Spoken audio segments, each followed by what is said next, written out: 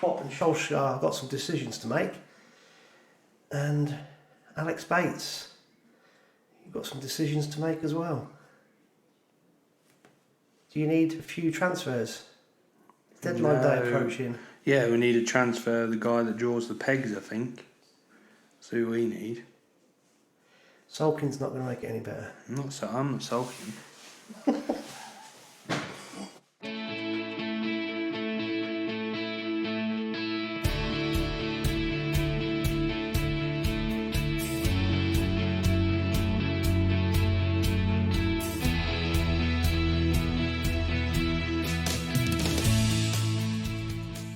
Season 2, Episode 2, Alex. What should we call this one?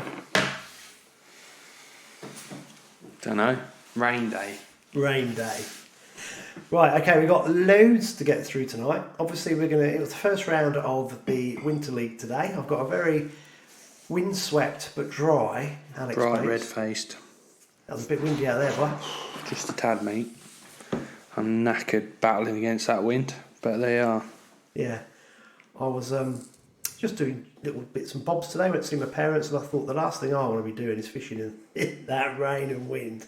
So it's a shame though, because it ruins it for everybody. But hey ho, it levels the playing field. Yeah. yeah. I think it started raining at about 8:15, and it hasn't stopped raining yet. No. I think if you jumped in, you'd be drier than if you were on the bank. I think I've got pinkies. In my rod bag, everywhere. I think for the next 2 weeks I'll be finding pinkies everywhere. So and your van's going to be fun in about 3 weeks' time, isn't it? Yeah, it'll be alright. It'll be no different. It's used to it every winter now. You just have worms living in there and all sorts. So in the back, obviously, I try and keep the front a bit clean. But yeah, it's better turn my phone off because I think it'll be pinging all night. That's your team, isn't it? Yeah. Finding out what's going on and making excuses by the sounds of things, but we won't. No excuses. No excuses We today. will dabble onto that in a bit. We've got loads to get through. First things first, there's more ways that people can be really sad and listen to us. Really? There's even more ways, yeah. So the old ways still exist. You can listen to us on the Apple podcast. You can listen to us through the Podbean app. You can listen to us by clicking on the Facebook link when it gets posted every Wednesday. We're now accessible on Google Podcasts. So anybody that's got a Gmail account or a Google account, just look on the little podcast. They've got loads of different things you can use on there. One of them's a podcast. If you go on there and type in Cunningly, Tales from the Tackle Shop, up we pop. And people will have noticed that I've put the videos on YouTube. Now, YouTube's a bit of a pain. It doesn't go on YouTube automatically when I publish on a Wednesday. It should do, and sometimes it does. This last week, I should say, the first episode, I had to get in touch with Podbean twice. They still didn't get it on, so I had to manually push it on Saturday. So, guys that listen to us via YouTube, if there's a slight delay, don't worry, I will pick it up now I know what the problem is and manually put it onto the YouTube page on Thursday if it doesn't pop up on Wednesday. So for those of you that don't know, if you search for Fenland Fishing TV on the YouTube channel, that is our YouTube channel on there, and you'll see loads of videos ranging from Alex fishing shallow on caster at Pidley to some instructional videos on pole floats. There's the odd bit of pike fishing on there as well. So Fenland Fishing TV is our YouTube page, and the audio podcast can be heard on there, and virtually half our traffic's going via YouTube now, so that's quite interesting. So loads of different ways to listen to us. Right, Alex, this is what we're going to do. A couple of days ago I recorded quite a lengthy interview with Ash Brown. Ash Brown is the secretary for King's Lynn Angling Association. He has been on the committee for 28 years, I think that's right, and he's been club secretary for 14 years. So I spoke to Ash about what it's like to be a fishing club secretary, and also about the Fenland Guardian Scheme, because I'll explain that to you in a minute, because we're going to launch that tonight, which will be Wednesday, so Wednesday it will go live. So there's a little bit about the Fenland Guardian Scheme, and Ash is our first local hero. He'll hate me calling him that, but we're going to try and get a few people on this year who do an awful lot of work for local angling clubs. So what we're going to do now, we'll go straight into the phone call I had with Ash. He was on a secret location. Secret. Very secret. In the driving rain, there's a theme here. Mm. So you guys that have been out in the rain this week have battled the elements. I've sold plenty of brollies this week, believe it or not, in the shop. I don't know why, but yeah. Do you use a brolly in a match? I don't know. No. You must just get soaked. Yeah. Yeah. But you can't fish under a brolly, can you, really? No, not doing what you guys do. Anyway, Ash was tucked away in his bivvy when I was talking to him. So what we'll do, we'll go straight into that phone call with Ash, and then we'll come back. I'm joined by Ash Brown, and Ash is on a secret location. Oh, I like secret locations, Ash. So do I. Fantastic. It's that secret that the fish don't know you're there either, do they? No, unfortunately not. I'm sort of that. I'm that well hidden and discreet. The fish can't find me either. All my baits. So Ash is somewhere out in the fen. He's been there. Oh, you've been there overnight so far, haven't you? It's absolutely driving rain. So are you soaked through yet, or have you managed to keep dry in your bivvy? I managed to keep dry in my bivvy, but that's not my idea of fishing. I don't like being cooped up in a bivvy. I like to be out in the outdoors. Well, I don't know. I took the sensible approach, saw the forecast and thought, I'm not going anywhere near River Bank on Friday, Saturday or Sunday. But there we go. I leave it up to the weekend warriors. Unfortunately, Andy, some of us do have to work, so I'm a bit restricted on what days I can go out. Yeah. Oh dear. Right, I've got Ash on the show. I'll probably get Ash on later in the year, but there's two reasons why I wanted Ash to have a quick chat with Ash today, and that is we started off the Fenland Guardian Scheme that I will explain in more detail with Alex later on with this podcast. But it really came about because I had an idea about this scheme, and then I was talking to Ash about the problems that he faced as King's Lynn Secretary. And I'm going to let Ash explain what happened in the close season and just some of the bizarre situations he found himself in. So that's the first thing. And then we'll get into the nuts and bolts of what it's like being an angling club secretary and how much time a lot of people do put into different angling clubs. And I think it's just interesting to know that the general angler just won't appreciate of how much time goes in to run all these organisations. So that's really why I got Ash on today. So Ash, let's just kick off. Let's go back to, I don't know, April, May time. We had COVID restrictions in place. We were all in contact with each other locally, trying to keep an eye on what was going on with our local waterways. And then with your King's Lynn hat on, you had a lot of issues, didn't you, over a very short period of time? Yeah, I mean, if we go back to the lockdown period, obviously everybody was locked down, or supposedly was meant to be locked down. I was fortunate enough to be allowed out for security purposes to police the King's Lynn waters. And I found that there was a lot more people about on the lakes to start off with who shouldn't have been there. That's right. I remember at one point, did you have to shut one of the lakes down, or did you have to sort of propose? I look after 5 lakes, but we've got a main set of lakes over at Snetcham, which we also share with the RSPB, and we actually had to padlock the front gate to stop people who should be in lockdown from going around the lakes. The amount of excuses and reasons was unreal. They were just appearing out of nowhere, people were. And we had instances where people were fly tipping because obviously they were locked down, tidying the house up, couldn't go to local tips. So the easiest way was, we'll go down the local lake, nobody will be down there. So we had that as our first problem. Wow, yeah. And then it escalated from there, didn't it? Yeah, I mean, everyone was sort of in lockdown waiting for Boris's announcement.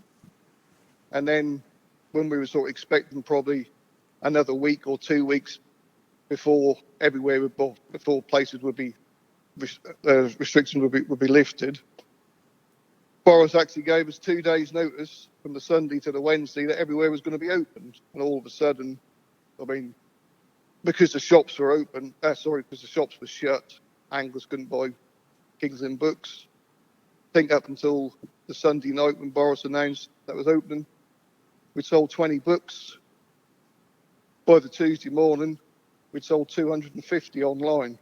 Wow, that's amazing. So all of a sudden, we then had to, we then sort of took it upon ourselves to take guidance from the Angling Trust, because the Angling Trust had fought for angling, and we sort of went down their guidelines of social distances and things like that. And I was actually out till 10 on the Tuesday night, ready to open on the Wednesday morning, with a head torch and my car lights, closing areas off and fencing areas off to make everywhere safe so people could fish on the Wednesday. I mean, probably in hindsight, I could have sort of delayed the opening for a day or two, but I felt that everybody had been locked down and was just wanting to get out. So I sort of took the decision to open everywhere with the cooperation of the bailiffs. I mean, they was the key sort of point was to make sure that they felt safe and that they could social distances when they were looking after the waters and checking the tickets. Yeah, and this was on the a lot of lakes. people don't sort of realise that what bailiffs do. I mean, they are the point of contact with everybody and probably more at risk. So we had to sort of put guidelines into place. I mean, some of the clubs have banned day tickets, but we felt that a lot of people can't buy tickets online. We have a lot of elderly people, and they need to actually physically be able to buy a ticket on the bank. Yeah, so what you did then was, this was, just to make it clear to everybody, this was just the lakes, wasn't it? Because obviously it was still the close season. Yeah, this was just the lakes. We had one lake that was a day ticket fishery, so we used that as our trial water. Yeah. So we rushed out and bought some contactless card readers, and that then gave people the option to either pay by card or pay by cash. You see, that's so proactive, because I know when we were practising down at St Peter's Bridge for the feeder pairs, that the guy that was with me, Pete, he bought a ticket on the bank and he used his card with the card reader. And I thought to myself, wow, that is a forward-thinking angling club, because you've also thought about the touching of money as well, if you think about it. So you took a load of precautions. So obviously from it being announced that you're opening up, you had to do a lot of things in a very short period of time, which most people, I certainly didn't, won't appreciate. All, not just King's Lynn, but probably all the angling clubs in the country. The officials of the club suddenly had to kick into gear, so it was a big ask. But I think most people got it sorted. But what I want to really focus on this morning, Ash, is some of the problems that you faced also with how people took advantage of the situation, because I think there was a lot of antisocial behaviour going on, wasn't there, that you guys had to deal with constantly over the last few months, which is still going on today. Yeah, I mean, once you had the initial surge on the lakes, things did sort of settle down. I mean, obviously that was very busy, and it still is fairly busy on the lakes. But I don't think any of us were sort of prepared for when the rivers actually opened. I mean, we expected a large amount of anglers, but because there were so many lockdown restrictions, just the general public just went out on the riverbanks, because that was an easy excuse to say that you were involved with fishing or you were looking at fishing. But they were turning up, there was cars and vans, and it was just tents, and it was just people everywhere. Yeah. And that, the noise, the rubbish. I know one weekend, on 3 different sections of King's Lynn water, there was a group of about 35 people in one place, wasn't there? And then you had two... Yes, go on, you explain. Yeah, we had a group of over 30 people. I mean, social media, quite a few anglers had a field day running the club down, and we should do this, we should do that. Other people were saying, oh, we couldn't fish there because there was just groups of people fishing everywhere. All these areas were all policed by the King's Lynn officials. What people don't realise is We're not the local police. We haven't got powers of arrest. So we have to be very cautious, and there's only so many things we can do. But what we found was there may be, out of the group of 35 people, there was 4 people who were actually fishing. The rest of them were all friends and family. They'd all travelled up from London. Yeah. They just came up there and they just camped out on the riverbank. I mean, the weather was exceptionally warm for the first couple of weeks of the season, so that sort of brought more people up. Half the country was furloughed, so people had nothing else to do, so they just came out in their droves. I mean, every day of the week for the first 2 or 3 weeks was just like a weekend. I've never seen so many people. I've never had so many complaints, so much rubbish on the bank, human excrement on the bank. I mean, one of the areas was so bad, this is the area with the 33 people or 35 people, that we shut the whole section off for 2 months. Yeah, I mean, let's go back to that weekend in particular. You had that one group on that one section, and there was 2 more groups on 2 other sections, and yourself and your bailiffs it was an impossible task. And I think the important thing to note is that the vast majority of these people who were out and about weren't even fishermen, were they? They were just camping and boozing, and it was. I remember the weekend in particular, and you guys as an angling club were trying to resolve issues that weren't even related to the angling club. And that's when it really opened my eyes, and I thought, wow, this is totally unfair on King's Lynn. You're trying to sort out COVID issues that aren't related to angling.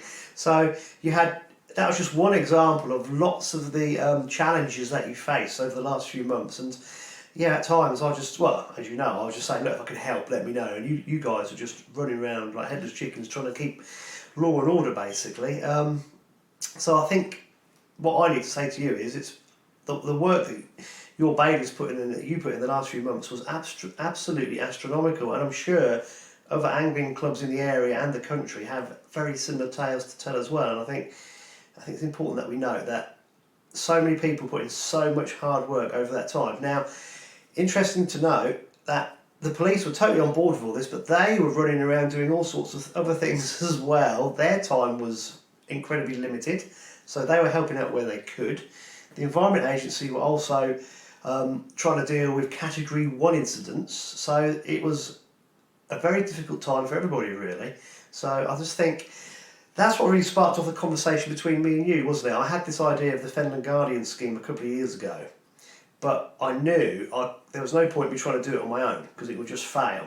So we had a chat about all the challenges that our waterways face under normal circumstances, and I think what happened during the close season kind of pushed everyone over the tipping point, and we realised that we need to do something about it locally.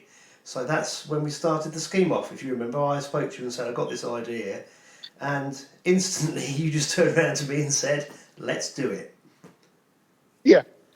I mean, that's sort of something that you mentioned. I sort of something along those sort of lines is what I'd like to have happened years ago. I mean, we've had problems in the fens, and it's just got sort of escalated with the COVID, and I think we sort of got to a point where a lot of us, and speaking to you, we felt enough was enough, and instead of talking about things, we had to actually sort of go out and do something about it. That's right, yeah, because it just got too much. So I'll explain the mechanics to people over the next few minutes through the podcast, but we've only just started. We're kind of doing the official launch today, and the last thing I want to say about the scheme at the minute with yourself is that we've had a really positive start. We've got so many people involved in the scheme already, and from my perspective, it's great to have the biggest angling club in the area involved with us straight away. So, I mean, I know we've just used the middle level as the part of the King's Lynn water as part of the pilot scheme. Obviously, we've got other waters involved as well. But I think already we're looking at pushing this out next year to cover all of the King's Lynn water, aren't we? Yes, definitely, Andy. I think we had to sort of like start somewhere, and the middle level was obviously we had more problems on there. But I think also people need to realise is that the fish migrate all the way through the system. So although nets could be found on the 20-foot or the 16-foot, and those fish are taken by whoever who have set in these nets. That then has a long-term knock-on effect further down. The fish can't migrate back because the fish are not there. So all of a sudden, people are saying, "Oh, wouldn't fish King's Lynn stretch to the middle level? There's no fish in it." Well, that's sort of things that we are concerned about, and we feel that this sort of scheme is sort of helping everybody. Well, you're right, because it's interesting that we got the 3 angling clubs on the 16-foot. When I contacted them, their answers were instant. Yes, we're on board. Obviously, Marching District, straight away, Cheesy Bob straight away said, yes, we're on board. And even local businesses that rely on the waterway I've contacted, they, without question, yep, we're part of this. So I think everyone's realised we've got a major problem. We all need to pull together, and it's been quite, for me, it's been amazing, people's response. So we've had a good start, and we just need to keep the momentum going. Yeah, I think that is the thing, is just keep the momentum going. But by sort of the feedback, by keep giving people the feedback and telling them what's happening, or if things weren't responded to, why they wasn't responded to, because we all know that the police and the Environment Agency resources are stretched to the limit, and sometimes they can't respond as much as we want them to. They can't do it. But I think if we can feed back to the people that are given the information of what's happening, I think that is the way forward. People don't get frustrated. I mean, I found quite a few anglers, you speak to them, they say, well, I didn't bother reporting that because nothing ever happens. Well, if they don't do it, nothing ever will happen. That's what we need to get through to people. Well, I think having eyes and ears on the bank helps. Yeah, you're exactly right. It's just I was going to explain this in more detail with Alex, but you've touched on that point, so let's just expand upon it now. So this is what it's a kind of a catch-22 situation, isn't it? Really, we've got this eyes and ears scheme, and it's not just anglers; it's the general public who are interested in conservation of the Fenland waterways and who use them regularly. And so we set this structure up whereby incidents are reported to the EA and police first, and then people contact myself or Ash, and we then get back in contact with those people to get more information and thank them. And also, people can get directly in contact with us and let us know of any other problems that perhaps don't need reporting instantly. So a good example would be the fly tipping incident we had on Tuesday. So Guy got in contact with me, I passed it on to you because it was King's Lynn Water, you got in touch with Middle Level Commissioner straight away, and now they're picking it up with Norfolk County Council. So the rubbish has been dealt with, but more importantly, people are aware, we've given them feedback. If we can get a car registration plate next time, we can get the police involved. So it's a bit frustrating because you can't solve the problem immediately, but you can set the wheels in motion to solve the problem permanently. And I think that's where we are with this, isn't it, really? It's kind of everybody pulling together, getting evidence in place. I'm keeping a spreadsheet of all the incidents, no matter how big or small they are. We're logging down details and we're passing this on to the police. So the off-duty policeman that found the gill nets last week on Wednesday on the 20-foot, we think we know who it is because we've already got previous car registration plates. So I'm in the process of passing those on to the police. They are going to take this a lot further. So as you can see already, it's quite promising that we're going to have a big impact on what's happening locally by this eyes and ears approach and collating the intel. So you're right, Ash, it's about everyone being positive, everyone working together. I know people are frustrated that it happens, but this is the situation we got, and all we can do now is get everything sorted so we've got all the I's dotted, the T's crossed, so we can pass this on to the authorities, and once they've got enough evidence they can react, which they are. So I'm impressed. The last 2 or 3, well, we've only started it off really last month by getting the structure in place, and immediately the response from the authorities has been really good, hasn't it? Yes, you can't fault the response we've had from them, which is really encouraging for the future, and hopefully that we will be able to stop a few more of the problems we get. I mean, I think what people need to sort of realise is they're quick to sort of blame the angling clubs. I mean, myself, as an example, I fished the Fens for 40 years. That actually breaks my heart to see the way the Fens have declined. I mean, everyone knows that I'm a pike and zander angler, so I give my utmost to be able to stop or do anything to be able to stop what's happening to the Fens. The same as you, Andy. You're no different to me. It's horrible to see the decline. Yeah. But it's sort of frustrating that you can't be everywhere. You can't be on the waters 24/7. I mean, people say they don't see a Kingsland bailiff. I mean, most waters are bailiff at least once, maybe twice a day. There's only so much that you can do. That's why we need the help and support of anglers. Instead of criticising, they should be coming on board, telling us what they see, or if they've got ideas of what we're not doing or other ideas that we haven't thought of. I mean, I've had a couple of people suggest maybe use a drone, and that's something that, as a Kingsland club, I've got someone coming down in a week or so's time to demonstrate a drone so we can stand on a bridge and be a mile away from potential problem area or areas where that's very hard to get access to, or that's a long walk. But we can fly there and back in 10 minutes and check that area out. Well, that's a really. I tell you what, I'm not saying the drone's the answer, but it is one way of dealing with some of the problems, isn't it? And that shows what sort of angling club you are. That you're actually thinking about lots of different ways of controlling the problem, which is great. So keep everything open. Just one thing. Don't let me fly that drone. I had one until about February time. Took it down the local drain. I had the 9-year-old with me. We were messing about with the drone, and Mum was a cheapie, and any wind just took it off course. My drone currently resides in a farmer's field somewhere out in the fen. I'm not quite sure where it is, but it went up. It went up, it went up, it went up, and it just kept going. So, yeah, don't let me anywhere near your drone if you buy one, because it will just end up, I don't know, probably in Terrington or somewhere. So, best not let me near that at all. I struggled enough with getting this recorded this morning. It's taken us 10 attempts to get the thing started. Anyway, right. Let's leave the Guardian Scheme, because I'm going to bore people about that in a few minutes. Now, while I've got you, let's tap into a little bit of what it's like to be a club member, secretary, because it's not straightforward. Lots of things do to keep the club running, because what you're going to mention is going to be relevant to every angling club in the country. So, Ash, let's go right back to the beginning. How did you start fishing? How did I start fishing? I must have been 12. I went with my dad and his friend. I think the first fish I caught was probably a little tiny perch or a little roach.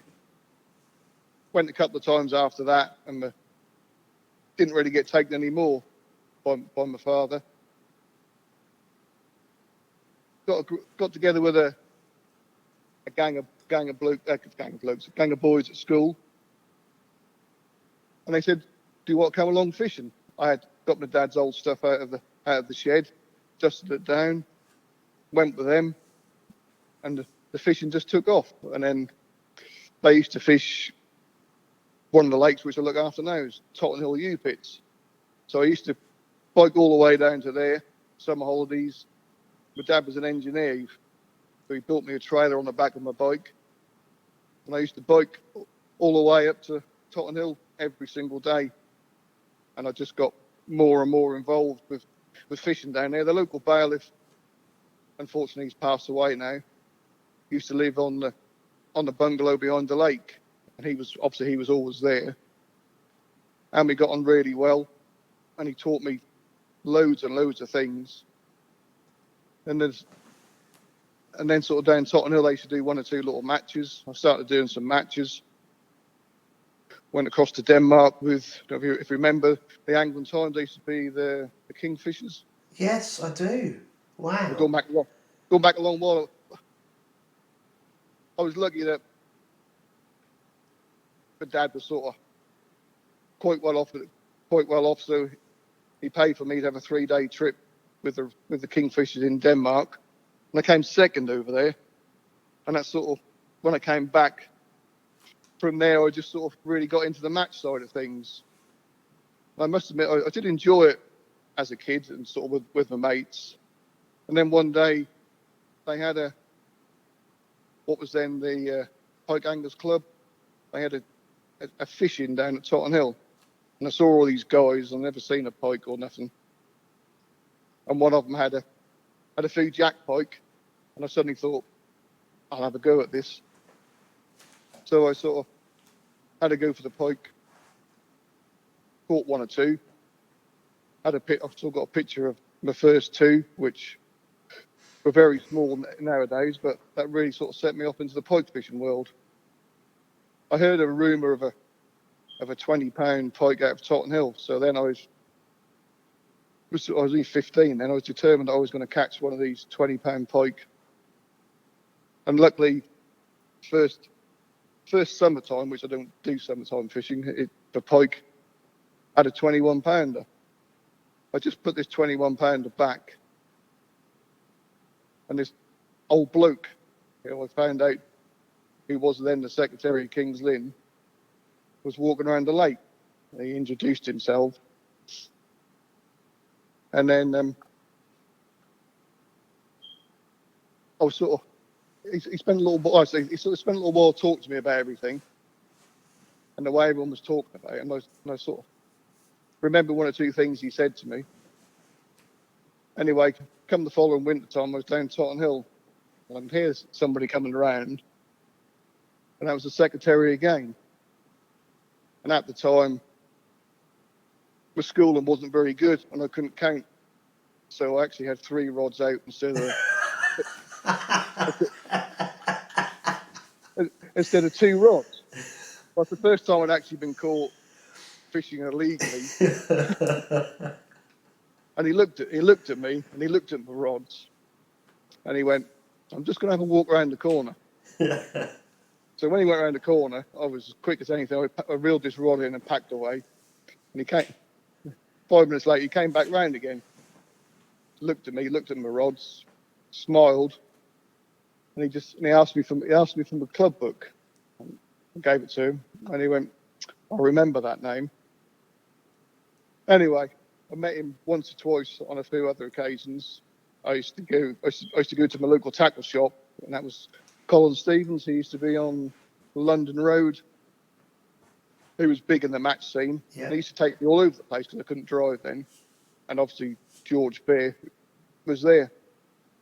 And we just sort of I was just used to stand there and listen and take it all in. And I went to the one AGM. And the only way you could get on the committee was if you were voted on by another committee member. So I went to one committee member, AGM, saw everything what was going on. A couple of years went past, and I just used to go to these AGMs. And I sat there one evening, and George came up to me and said, "I'm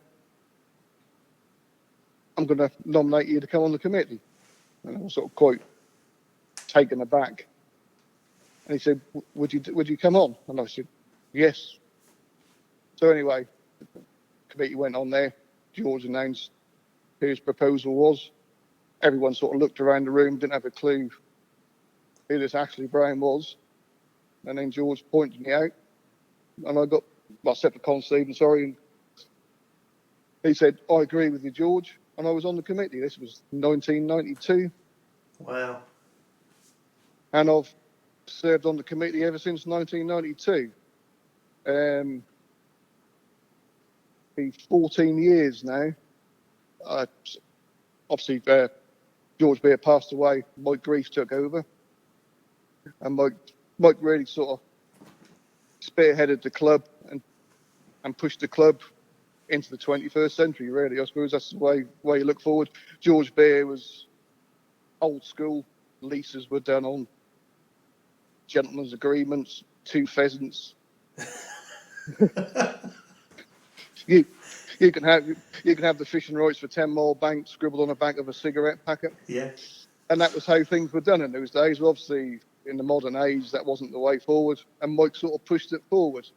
the club was still very match orientated then. I mean, I was the only pike angler on the committee that was all match anglers, so the word pike was sort of frowned upon. If you mentioned the word zander, that was like that was still a big no in those days.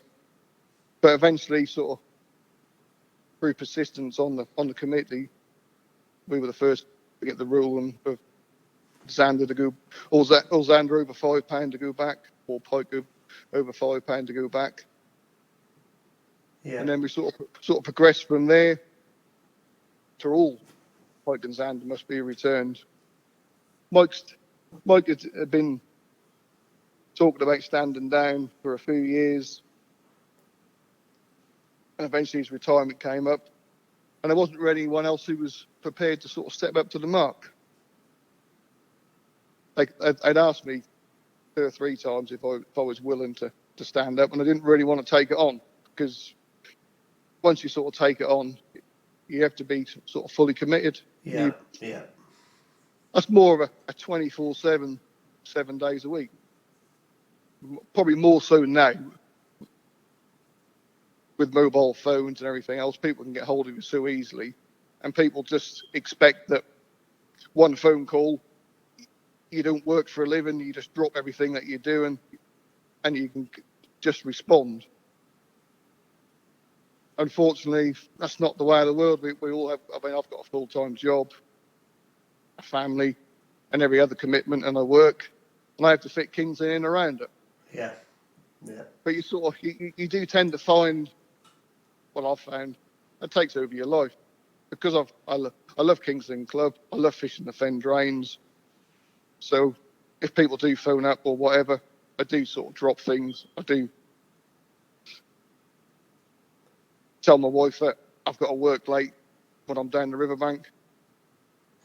Yeah, I mean, I can. You're painting a picture that's not quite true, because I phoned you up several times, and you've been doing all sorts with this club. It's amazing. The amount of time that you have put into this, Ash, is just phenomenal. And I know you don't want to blow your own trumpet, but I'll blow it for you. Excuse the pun. It sounds a bit rude. But this last few weeks, well, the last few months, just about every time I phoned you, you said either you can't talk and you'll phone me back in half an hour because you're on your route, on your way to somewhere, or you're in touch with a bailiff or whatever, or you're actually in situation walking along a bank or doing something, you're strimming pegs. I mean, crikey, you spent I don't know how much time strimming pegs out for a couple of weeks before the season started. I mean, people forget about that. You were just opening up access to riverbank just so anglers could go fish. Just the things that people don't even think about. I mean, people don't even realise that someone's got to do all these things to allow them to go fishing. So I know, just from the short period of time that we've been doing the scheme and been in contact with you more regularly, just how much time you spend on this, and it is phenomenal. So, and I'm sure your story can be repeated by lots of club officials around the country, and I think it's important as anglers that we actually appreciate how much time volunteers do put into running angling clubs. It's quite amazing what people do. Yes, they do. I mean, the angling club. I mean, obviously, I'm one of the directors of the Kings Lynn.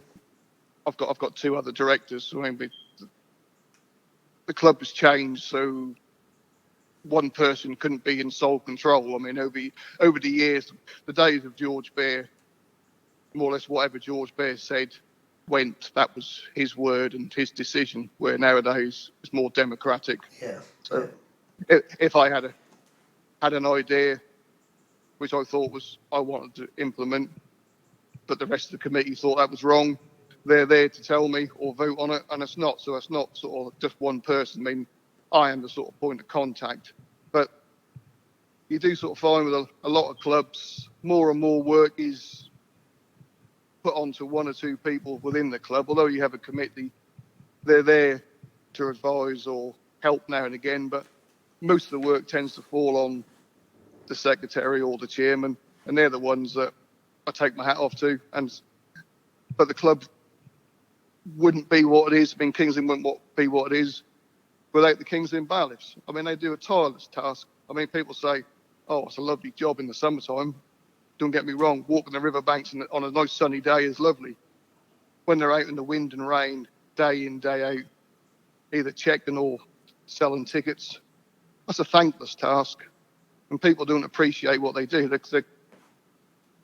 People are quick to criticise and moan what people don't do, but they're not there. You don't get the praise back for the things that you do there. I mean, the swims, the club does get moaned at. I mean, one of the things you hear is, oh, there used to be 300 people from Sheffield coming down. Every swim was cut. There's a lot more people about to help cut swims.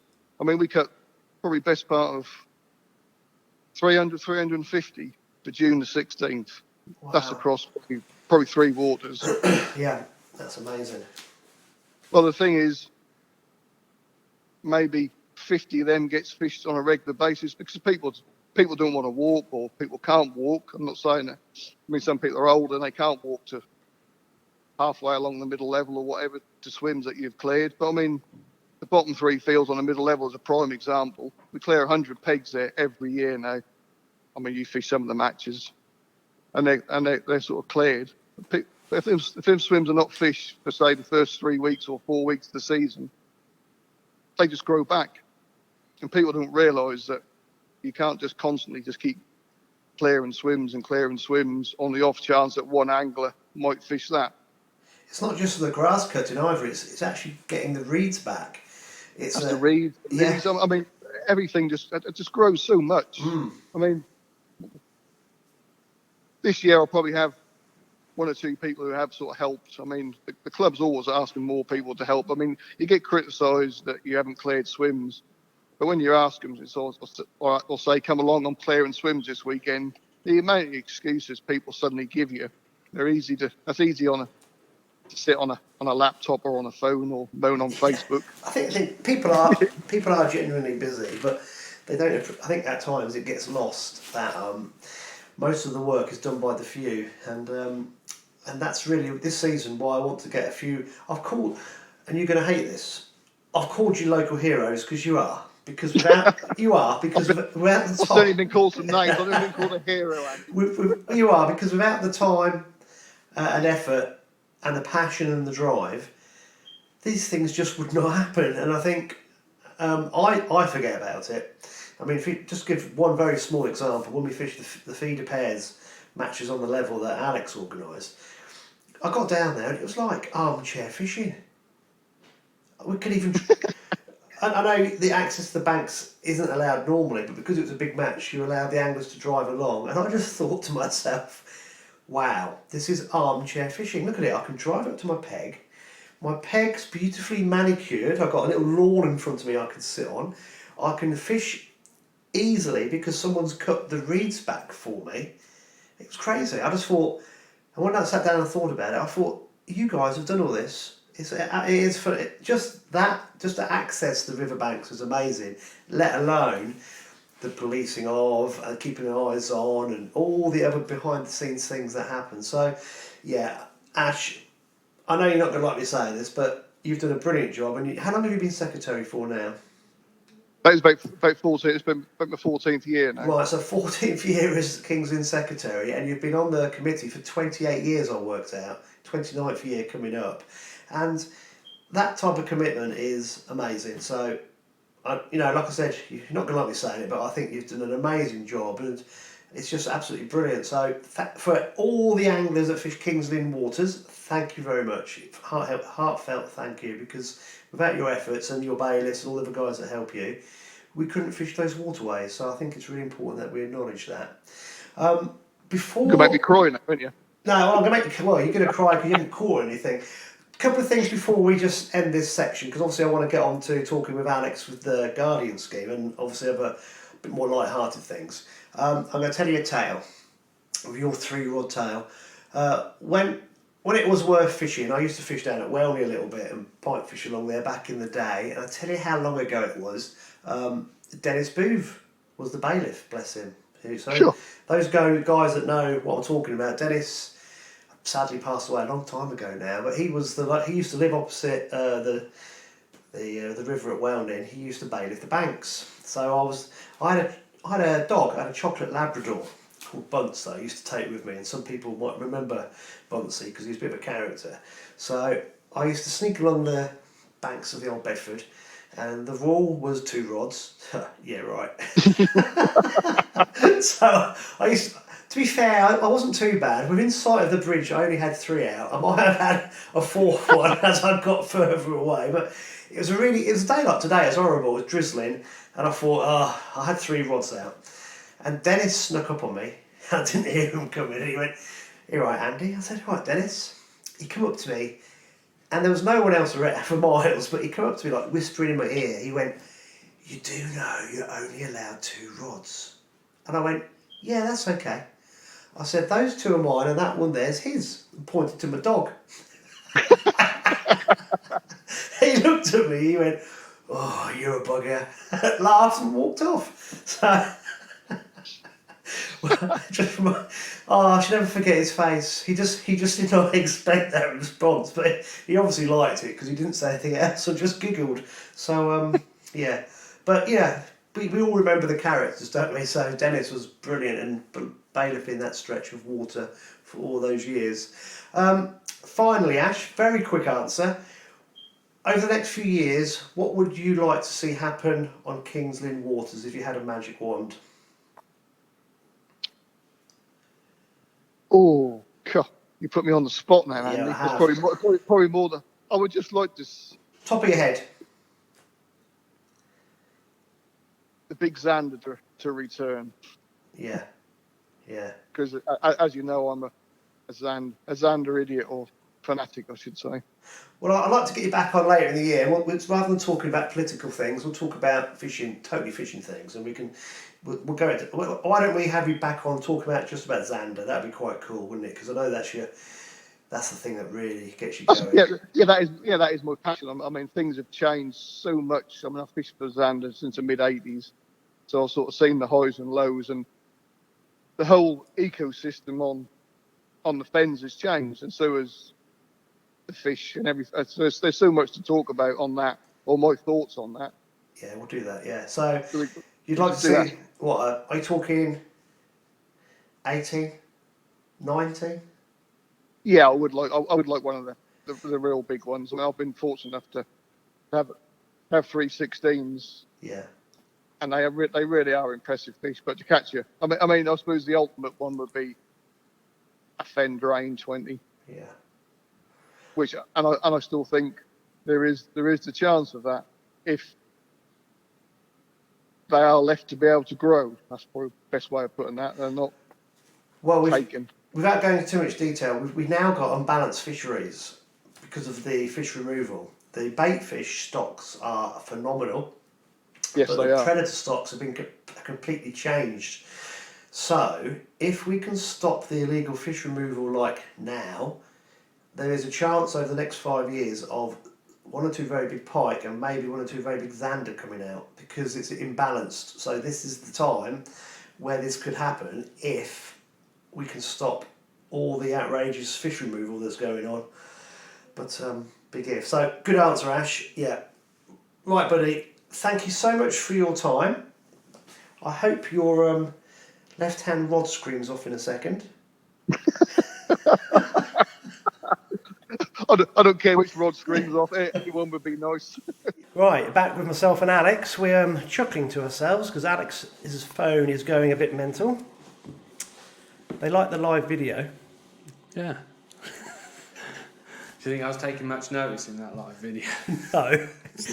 Got your head stuck in your phone. Yeah. Yeah. Right, before we get on to today's match and any other results that we can scramble around to find, I just need to explain the Fenland Guardian Scheme. Now, before people get too bored of angling politics, I think from next week onwards, we just talk about fishing. I think it's really important. Definitely. Definitely. But we do need to talk about this. So, I'm going to keep this very short and brief. And Alex, you have to accept my friend request to join this group. Oh, right, I'll have to find it then. You have to find it, yeah. I get that many friend requests, you see. I doubt that. Right, this is what's happening. we had an awful lot of problems with an awful lot of illegal fishing, fish theft, fly tipping, incidents destroying the ecosystem of our fen drains over the last few years, and it really ramped up over the close season. So, as you would have heard on the recording with Ash, we decided to set up a scheme. So what we've done is thus. We've picked a section of water and we've picked the whole of the middle level. We've picked the whole of the 16 foot. We've got the water from 3 holes all the way back through Popham Zoo, down to Laddersdrow section, and then down the old course of the Nene to Binnymore Fen, and then the 20 foot down to Goose Tree Corner, and then all the old course of the Nene back through March up to Floods Ferry. Yeah. So that's the section of water we got. It's about 35 miles. So on the 16 foot, we've included the 3 angling clubs that lease the water. So we've got Parkfield Angling Club, R&A Angling, and the British Pike Squad, and they are in the scheme. Obviously, Kings Lynn are in the scheme because of the middle level, and we've got Marching District on board because obviously of the 20 foot and the old Nene. Yeah. Now, what we have done, I have produced a flyer of information and a business card, and the angling clubs have distributed these flyers to their bailiffs, who we are now calling guardians. Yeah. Hence the Fenland Guardian Scheme.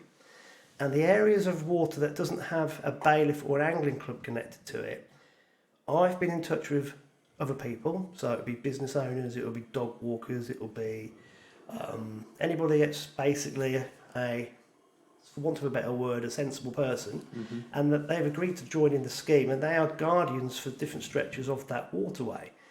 So currently we have 21 guardians, which is pretty cool, and they are looking after a short stretch of water. Now the guardians have the flyers that describe the scheme, and they have the business card. And what they are doing, they are talking to anybody who they see using their stretch of water. So again, it could be a bird watcher, it could be a dog walker, it could be a farmer. Boat. Yeah, people on boats, people who use narrow boats. Got 1 or 2 guardians who actually have narrow boats down the water as well. Good. And what they're doing, they're explaining the scheme to people. They're giving them a flyer and they're giving them a business card. So what we're going to try and do is get every guardian to at least have got 5 people in their stretch working with them. So if you do the maths, we'll have over 100 people, eyes and ears of a stretch of 35 miles of water. Now, this is the idea of the scheme. What it is if someone sees an incident, they don't intervene. They observe what's happening, and they've got to do it quite subtly. If there's cars involved, take down number plates. Take photographs if they can do it, but they've got to try and do it without the individuals responsible noticing. And then on the business card, it tells them what to do. So it'll be know your location. You can use the what 3 words at if people have got that. If not, they need to know specifically their location. They need to phone the EA on 0800 80 70 60, which is the hotline number, and the police on 101. If there's an ongoing incident, they need to phone 999. When they phone the EA, they'll get an incident number. And then on the business card, it's got my phone number and Ash's phone number. And if they text us with the incident number, we'll phone them back and get the rest of the details and thank them for their help. And also, what we've been doing, because several things have happened, we'll speak to the guys afterwards and tell them what has been the outcome of them getting in touch with us. So, as you can see, it's very prescriptive, but everyone's doing the same thing. And it's involving the whole of the general public. So that's the idea. So we set this scheme up about a month ago just to get it in place, and we were just plugging in guardians into different sections and just making sure everybody was happy. And immediately we started to get phone calls. It was incredible.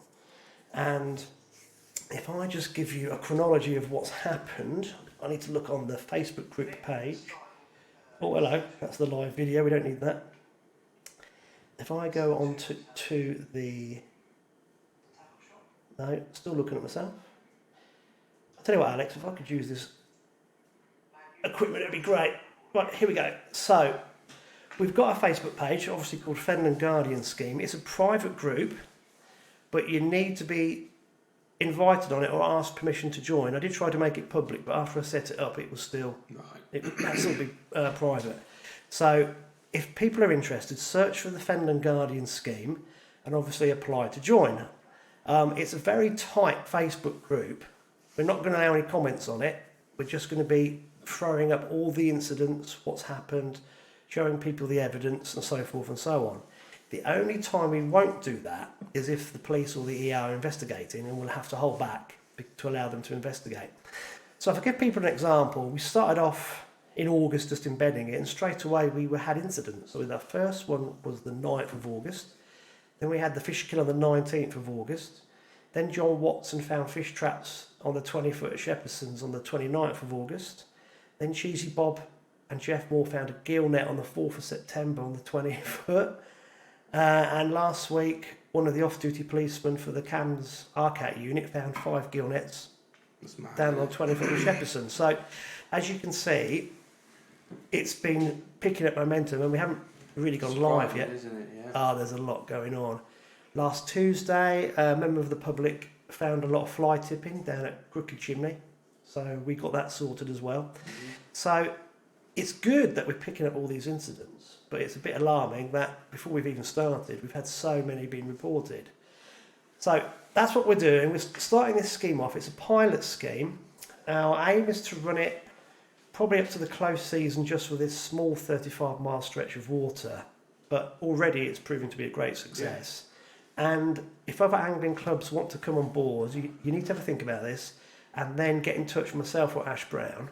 And then what we can do is explain the scheme, explain the structure of it, and expand it to include your water as well.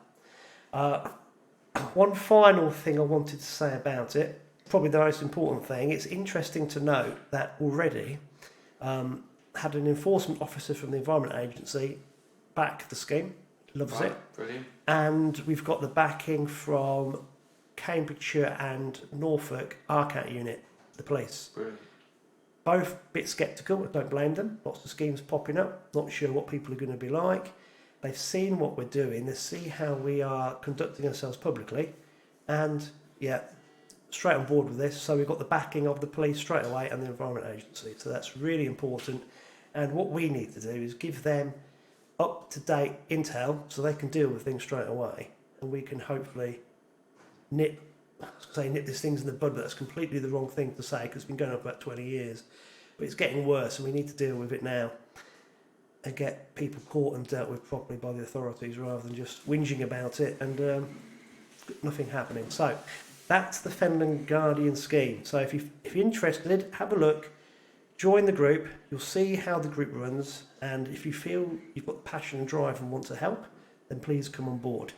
Just one more thing, we've got a couple of guys who aren't in the catchment who are really keen, and they're ambassadors now. So they know all about the scheme, and they're actually pushing it from their area. So if we spread out towards where they live, it's perfect for them to be guardians or even admins in the future, because as we get bigger, we'll need to improve the size of the structure. So been really impressed how well it's worked already, and I think it's going to be a very, very positive scheme for our local waters. Cool. Right, that's the boring politics out of the way. Alex, Winter League. Come on, tell us the story. Well, today was the first round. It's like seems like Groundhog Day again, really, weather-wise for the first round. But team result wasn't today. So we'll come on to that in a bit. But as you know, this area, the East Midlands Winter League, is 12 weeks straight of hard graft Winter League fishing. And last weekend was the practice match.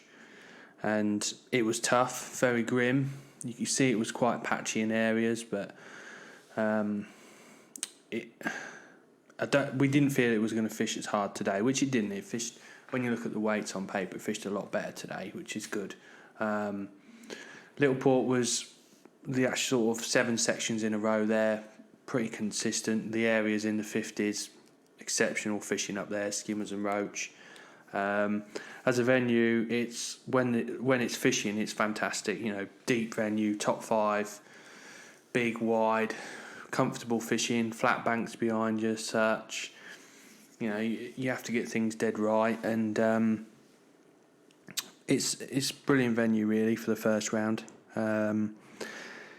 Maybe a little bit patchy in areas, but where isn't? Every venue we fish 80 pegs in a row, you're not going to have it consistent all the way through, are you? So it is what it is, as they say. So we went for a bit of a line-up in the week.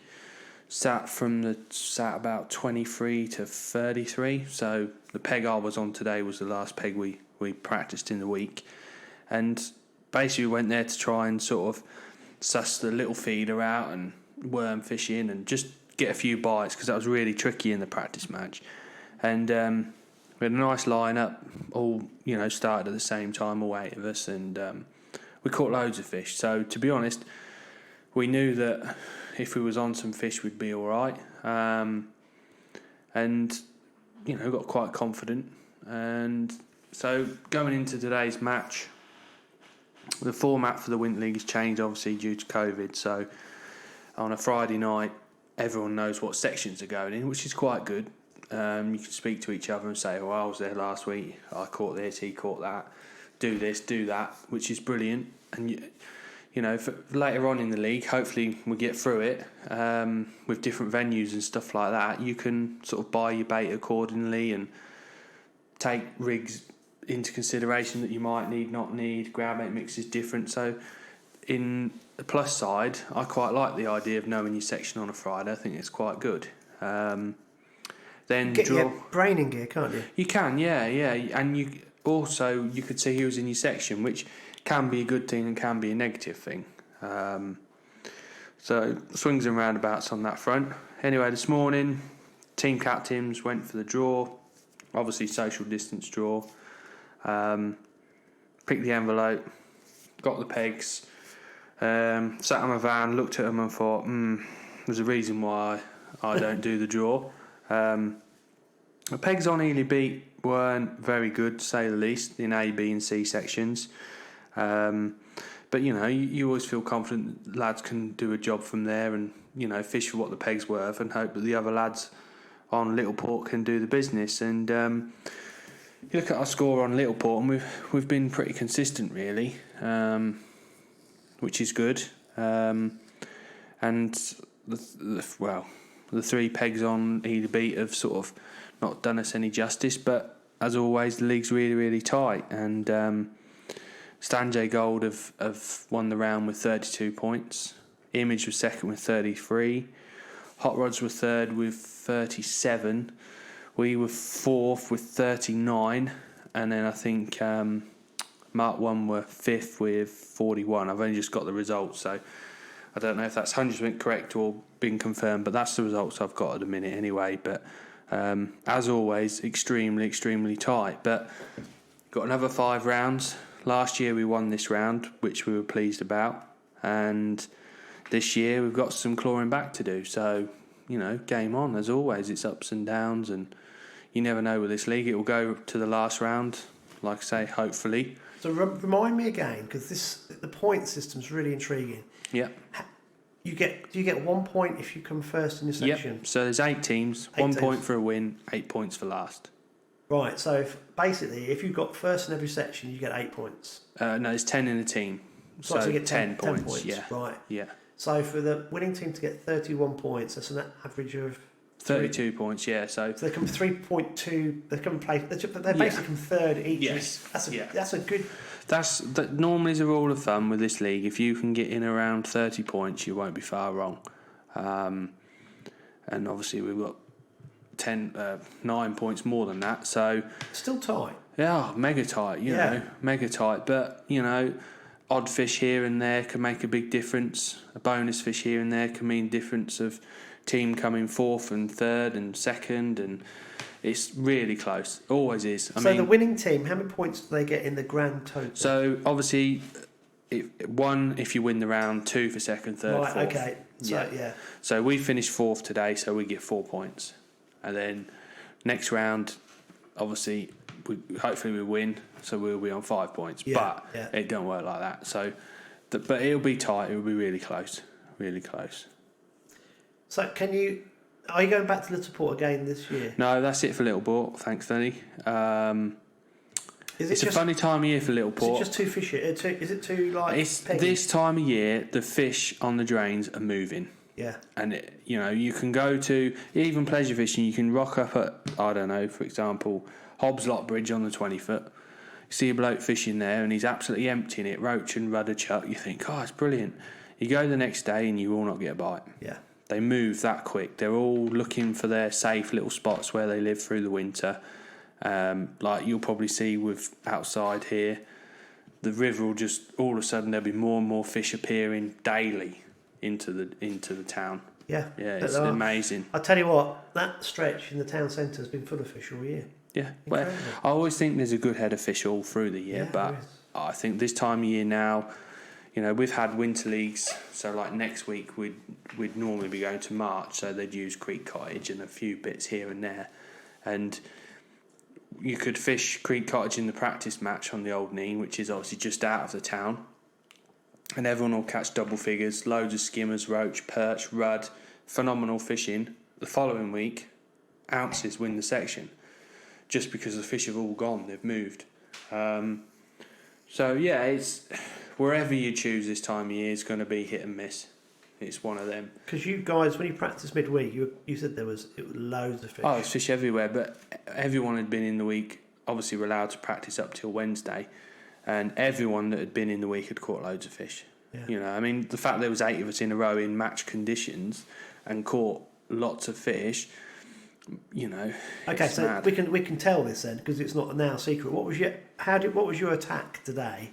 Well, Littleport's pretty much standard, really. You got a line at 11 or 13 metres, sort of on the shelf. 14 metres is probably in most of the pegs where it flattens off, and that's your deepest part, and it's probably about 18 foot there. Yeah. But 11 metres, you have to take into consideration the wind. Some pegs are deeper, closer in, so you don't have to fish as far. But mostly on Littleport, you find looking at about 15 foot, something like that, 15, 16 foot. Standard approach is normally first ball in, last ball as well, just to create a bit of noise and draw as many fish into your peg as possible. The technical side of things, ground bait mixes, that sort of thing, how much bait to put in at the start, when to top up, they're all your critical little things, getting your rigging right, whether you need a 2 gram, 3 gram. I'd have to bait up before the match starts. Obviously the whistle goes and then you can feed ground bait. So how did you go about it today? So today, kept it simple from the start because you never know how it's going to fish. I balled it 11 metres, threw in 5 and cupped in 2. Quite negative. Even though it was an odd fish topping at the start, I felt it was going to be hard. And I set a range of rigs up from sort of 1.5 grams up to 4 grams to fish on that line, and different shotting patterns, bulks up, bulks down, and I really felt it was going to flow today at some point, and it didn't really. It moved, but not like how I thought it was going to move.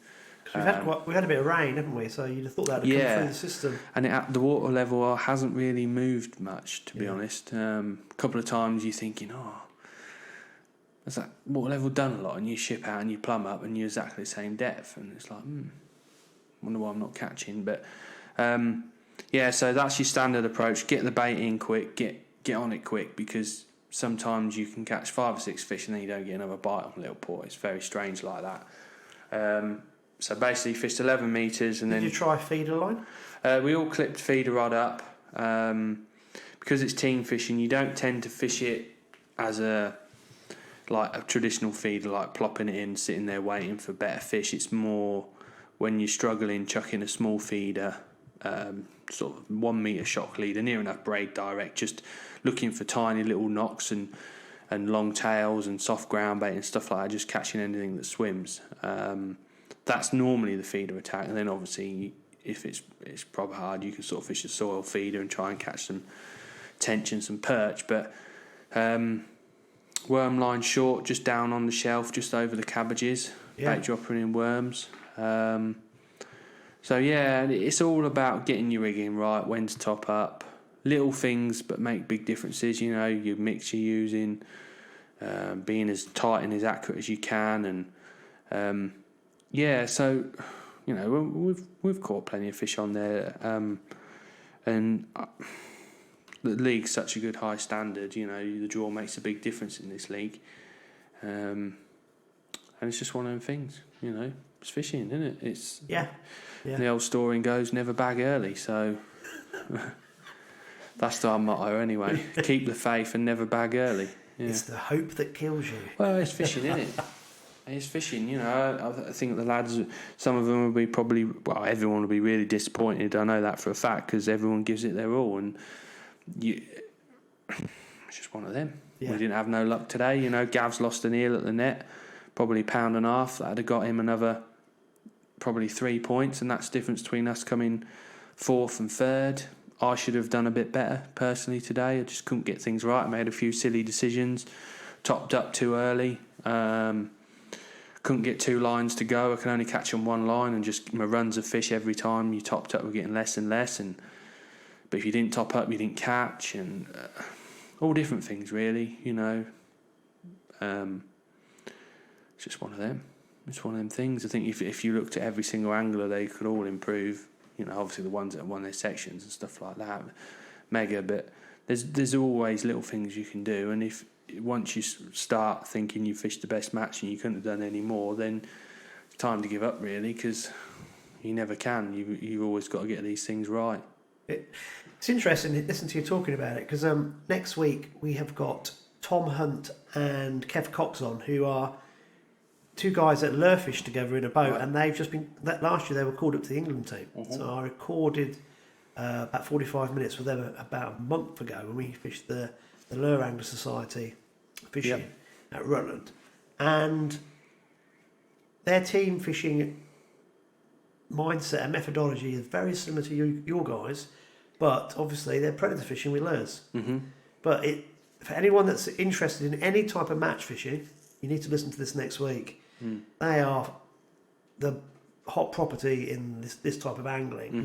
They're going to spread their wings and go abroad and do this. They've got a lot of wins under their belt, but their methodology and their mindset is very similar to what you've just said about how they go about it, and they're trying to extract, and they're very positive about how they go about it as well. They both complement each other, and it's the way they have a team ethic, and it's interesting talking to them. And when you were just talking about that, then it kind of reminded me about the recording that I did with them. And it's interesting because you had a game plan, but people have to show a bit of angling, a bit of individuality within it, I suppose, to extract the most from their peg. Yeah, not every peg's the same. You know, different areas, different fish. You know, a certain ground bait mix in one area might be completely wrong to another area, and some you know, these fen drains and that, sometimes you're waiting for fish. You know, you can only beat the anglers around you, and same old story, beat the blokes either side of you and do yourself justice, which to a certain extent, with there being 8 teams now, I think that'll make quite a big difference. So how many were there last year? There were 7. I know it's only 1 extra team, but you know, a 4th ain't as bad as a 4th was, if you know what I mean. You could be the wrong end of your section but beat the 3 to your right, and that's a good result from where you've drawn. So it's going to make it even more trickier, I think, with the extra team. It's good, isn't it? So who are the teams? Just run through the whole list. So obviously first today was Stanjay Gold, obviously from Stanjay Shop. So they got Mark Pollard, who's won the match today. That's not a bad acquisition. No, yeah. So Polly won the match. He's in the Stanjay Gold team. Second was Matrix Image. You know, another very, very strong team on paper. They were awesome, you know. Wasn't Polly fishing for Matrix last year? No, he's sponsored by Matrix, but fishes for Stanjay Gold. I see. Right, I got you. Yeah, so, you know, Stanjay Gold is Polly, Bob Nudd, Andy Mead, obviously Tony Watlin, Stan. Who else? They got loads of really good anglers. Martin Caldecott and Robert Hubbard. You know, every team is strong, really strong. Runners up today were Image. They were runners up to us last year in the league. So you got quality anglers: Gary Miller, James Drackley, Danny Grimsey, Simon Colclough. To say Darren Davis, Steve Joy. You know, they got a really strong team.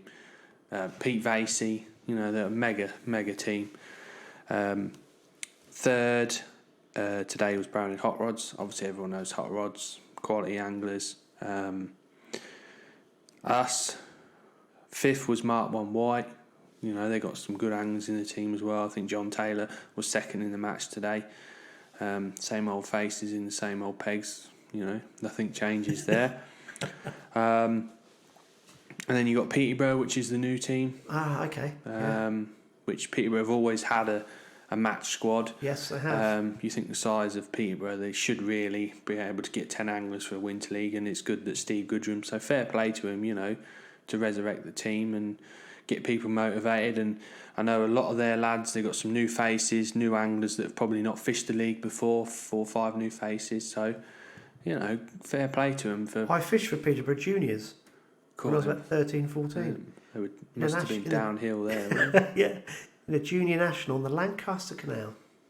It was a long time ago.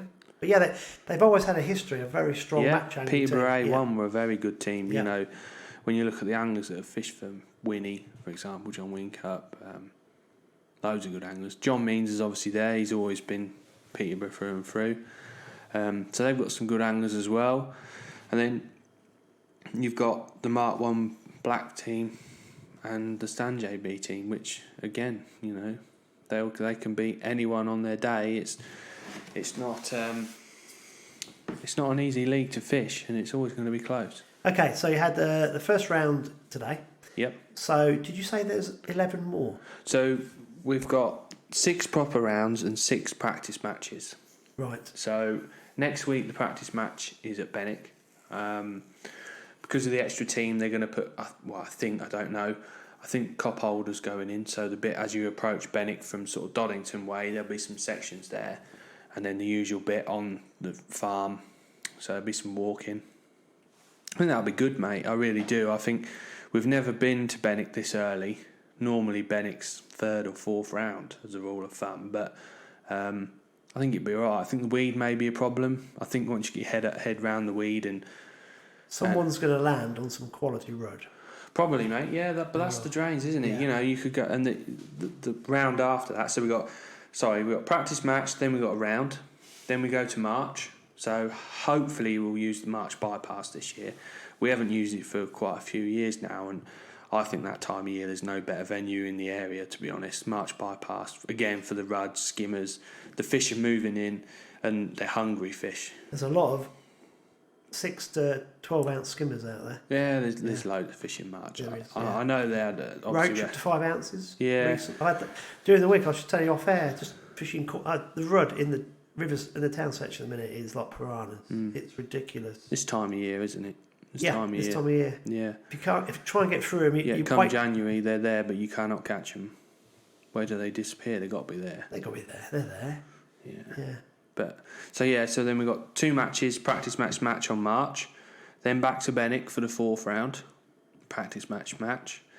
That'll be an interesting one, see where they peg for that one, because I think that'll be proper winter then, and Aitney Toll's a bit risky that time of year, so what cop holders like we don't know, so whether they put, I don't know, factory bank in 3 sections or another one of the venues, cop bank or something like that in, we'll see. And then it's back to March again, and that's when March is proper.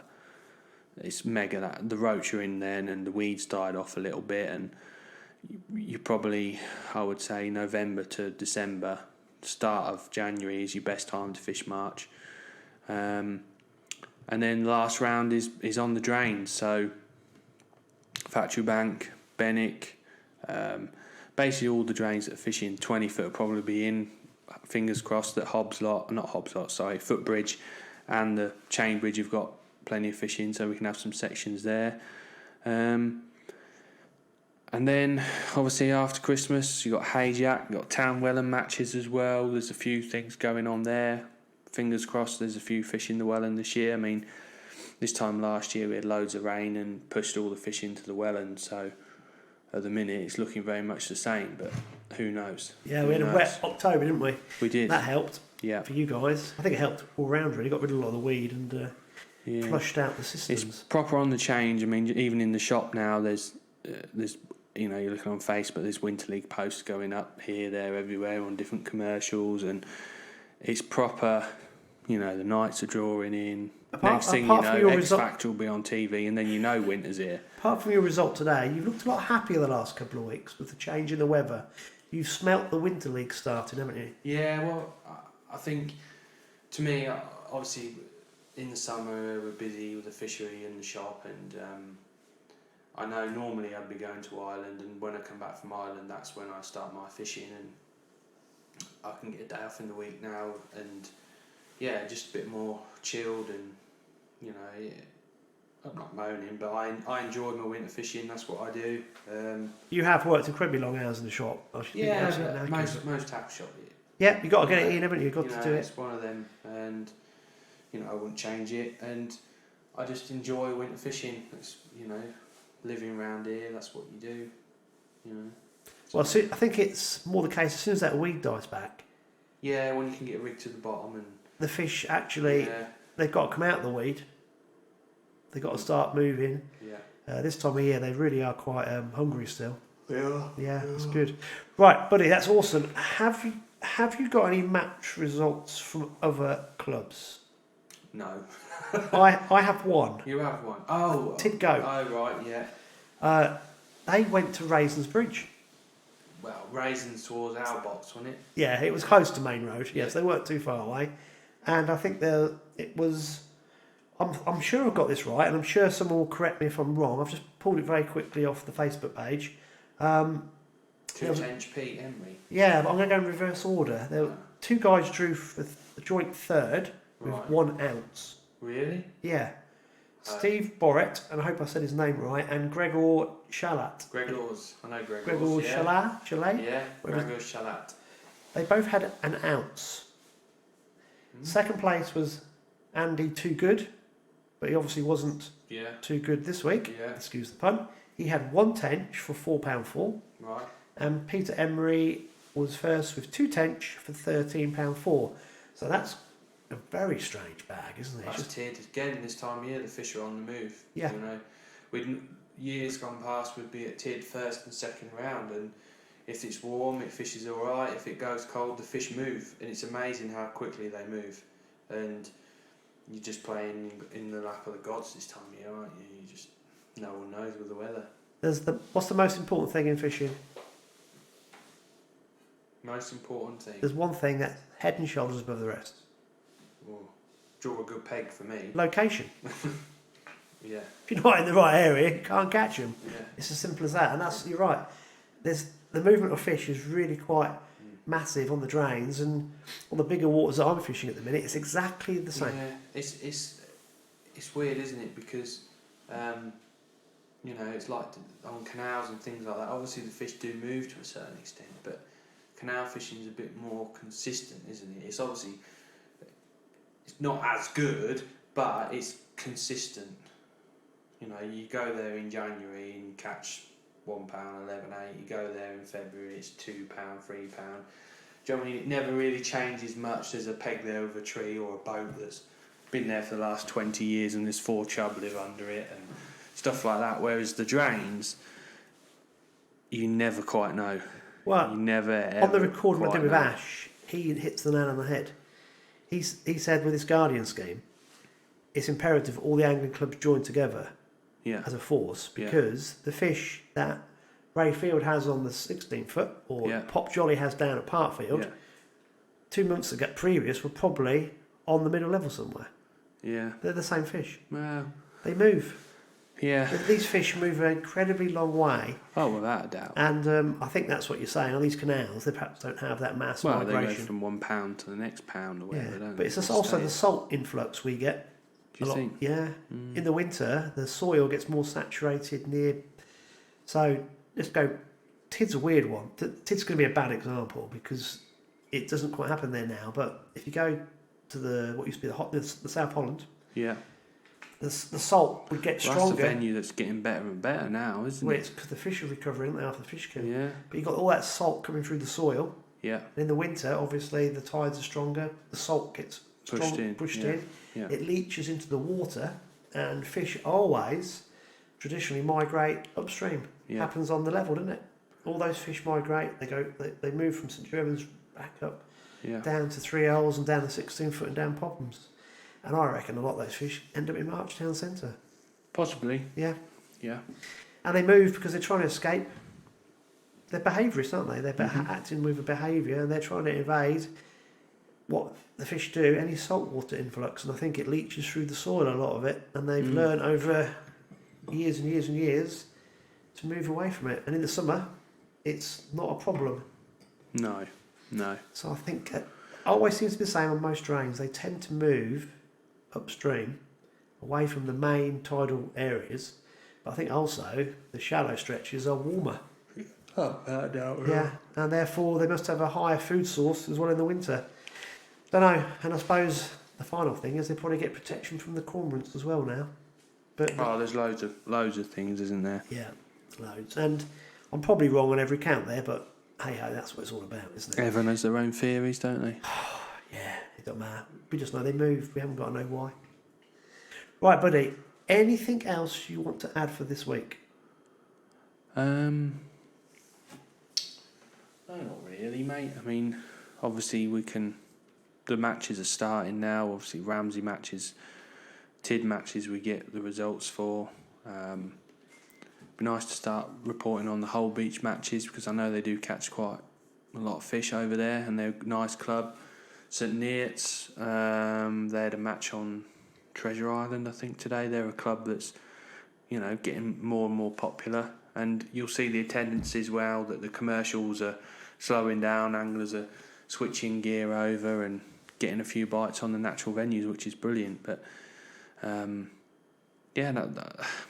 not a lot to add really, is there? Just if people from these clubs are listening, I have tried to email people. This was months ago. Yeah. And our email is awesome.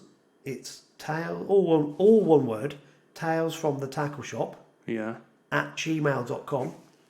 So I've tried to email a few club officials and not many people have replied, but I might have got the wrong initial email address.